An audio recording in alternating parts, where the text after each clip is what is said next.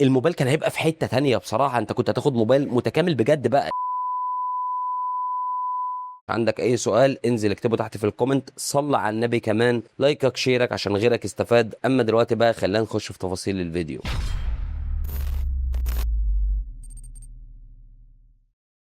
اهلا وسهلا بكم، انا محمد ودي قناه ام كي ريفيوز. وكالعاده اول سؤال معانا بيقول ايه افضل موبايل بسعر 19 ل 20 الف جنيه؟ انا بشوف ساعات الريلمي 15 واحد من احسن الموبايلات اللي موجوده هنا بيتباع ب 20,000، وساعات تانية بشوفه بيتباع ب 21,000 جنيه، فمحتاج انك انت تدور شويه. ولكن في ترشيح اقوى كمان زي الفيفو في 70 اف اي، الموبايل ده سعره بدا ينزل ل 19,500، فلو انت لقيت الموبايل ده ب 19,500 جنيه يعتبر افضل اختيار، افضل كمان من الريلمي، لانه بيقدم لك الاندرويد الاحدث، تجربه كاميرات الطف شويه، وفي نفس الوقت بيقدم لك سرعه شحن افضل كمان وبطاريه اكبر من الريلمي 15. لو ما لقيتش ده او ما لقيتش ده بمعنى اصح بقى، قدامك حلين: يا اما تجيب الانفينكس نوت 60 وده موبايل محترم جدا جدا جدا من وجهه نظري لو انت عايز موبايل متوازن قوي بحاجته كامله في العلبه وهكذا. اما لو انت ما بيفرقش معاك وعايز افضل كاميرات عامه وبتحب التصوير قوي، فممكن تجيب السامسونج اي 36، لا زال موجود ال 8256 منه في حدود ال 19,000 جنيه. انت مش عاجبك كل دول يبقى ما عندكش حل غير انك تروح تجيب الموبايلات الدولي بقى، وهنا هتبدا انك تاخد قيمه عاليه قوي مقابل السعر، بس في نفس الوقت انت مش هتاخد خالص اي ضمان ولا اي حاجه، ولو الموبايل جرى له حاجه لا قدر الله انت اللي هتقدر تتصرف لوحدك، انت محدش هيتصرف لك، لان الموبايل ملوش اي ضمان او اكسسوارات في مصر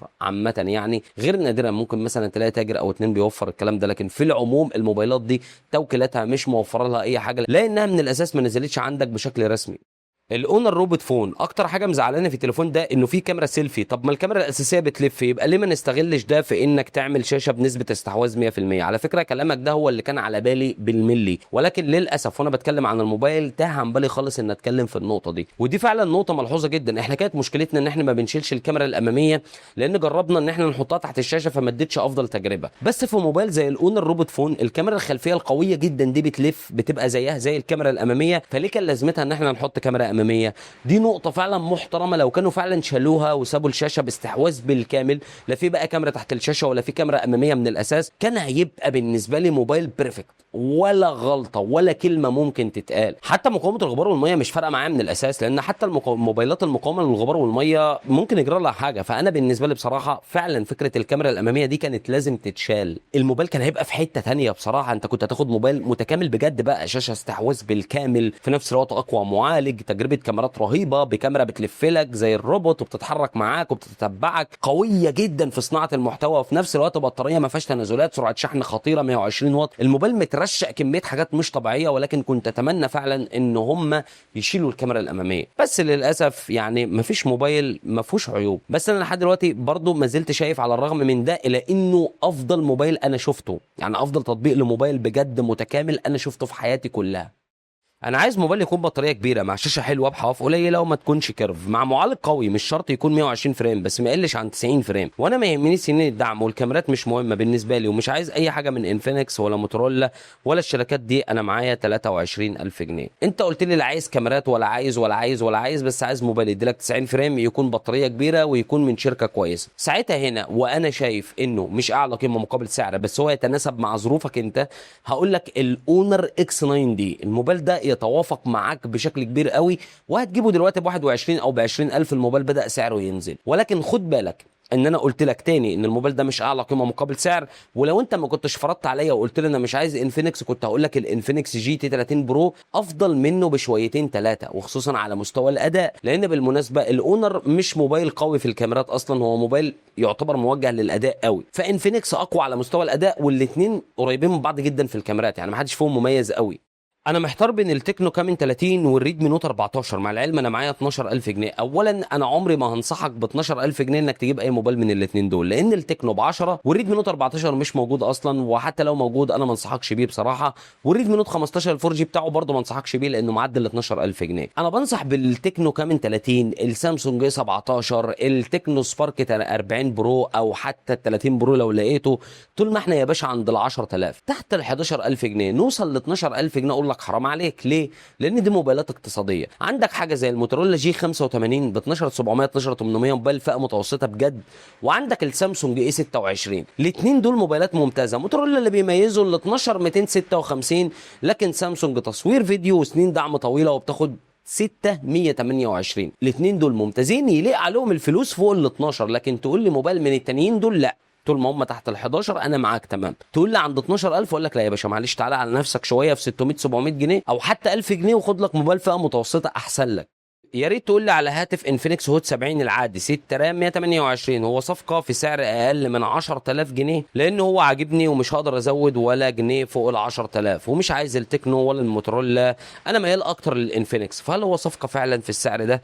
لاني ناوي اجيبه على شهر 10 اللي جاي، فيا ريت تقول لي عشان انا بحترم رايك جدا. طيب بص، خليني اقول لك على حاجه، ما دام انت مش معاك تزود فوق ال 10 جنيه ومش عايز تكنو ولا موتورولا، فهو صفقه كويسه على فكره. لكن لو انت يا باشا قادر تطلع ل 10000 جنيه وبرضه مش عايز تكنو ولا موتورولا، فاقول لك الاي 17 من سامسونج 628 اللي ب 10400 يعتبر برقبته. على الرغم من ان سامسونج مش افضل منه في استغلال حواف الشاشه ولا شكل الشاشه، الا انه افضل في نوع الشاشه وفي الكاميرات. سامسونج بيقدم لك تجربه متزنه اكتر من الانفينكس اللي بيضحي بالشاشه وبيضحي بالكاميرات شويه. فلو انت ما عندكش مشكله مع سامسونج وما عندكش مشكله انك انت تاخد موبايل بعلبه فاضيه وشبكاته مش الافضل، اي 17 احسن اختيار دلوقتي بعيدا عن تكنو وعن اي موبايل تاني. لكن لو انت خلاص قفلت معاك على الانفينكس، فالانفينكس هوت 70 موبايل كويس على فكره، مش وحش اطلاقا وبيقدم توازن اكتر. طب واحد ممكن يقول لي طب ما في الانفينكس هوت 60 ال 5 جي ب 8400 او ب 8300 برضه 628 وهوفر 1000 جنيه ولا حاجه. هقول لك كلام جميل، لو انت عايز تجيبه روح جيبه،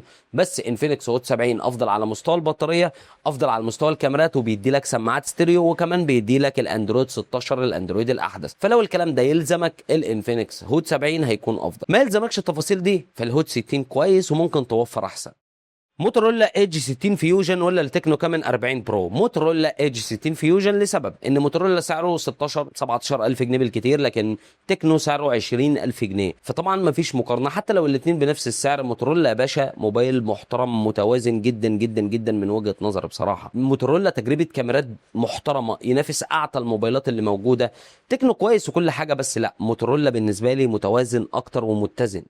افضل تليفون بسعر من 20 ل 25 الف جنيه قيمه مقابل سعر. دلوقتي حاليا انا معايا اوصل ل 25 الف جنيه، يا هجيب الاونر 600 يا هجيب السامسونج اي 57. لو انا عايز اقل حواف ممكنه مع افضل شاشه مع علبه كامله وتجربه شبكات محترمه، هروح للاونر 600 وانا مغمض. لو انا عايز سنين دعم طويله، البراند الاكبر، وعايز كمان تحديثات وتجربه سوفت وير محترم قوي في كل حاجه، هروح للسامسونج. وكمان لو عايز الوزن والسمك، انا شاري انفينكس هوت 60 برو من 3 شهور ب 13000 تقسيط. ما اقدرش اقول لك حاجه ولا اقدر الومك لان انت جايب الموبايل تقسيط، فما اقدرش اقول لك حاجه، لان اغلب الموبايلات اللي بتكون قسط بيكون سعرها ازيد من الطبيعي. يعني انت لو كنت جاي تقول لي انا هجيب الموبايل ده كاش بالرقم ده كنت اقول لك لا طبعا، او حتى لو كنت سالتني من قبلها مثلا هجيب الموبايل ده قسط بالرقم ده كنت اقول لك لا. ما دام هي زياده بزياده، شوف لك موبايل قوي بقى وهاته وخلاص، ما دام انت هتقسط على فتره طويله.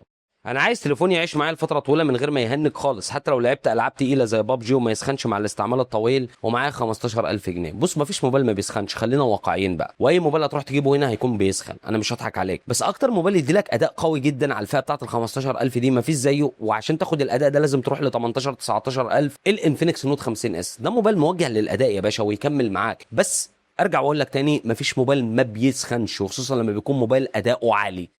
انا جايب الاي 07 من 3 شهور، واصحابي بيقولوا لي كنت تجيب الاي 17 ومش عارف، وكمان يعني استخدامي لعبه اكتر من استخدام يومي. بص، هو على حسب الفئه اللي انت جايب فيها. ما ينفعش واحد يروح جايب لي مثلا الاي 07 مثلا في حدود 7 8000 جنيه واقول له ليه انت ما جبتش الاي 17. ولكن لو انت بقى كنت جبت الاي 07 ال 8256 وطلعت فوق ال 10، هنا اقدر الومك واقول لك طب ليه ما جبتش الاي 17 ال 628.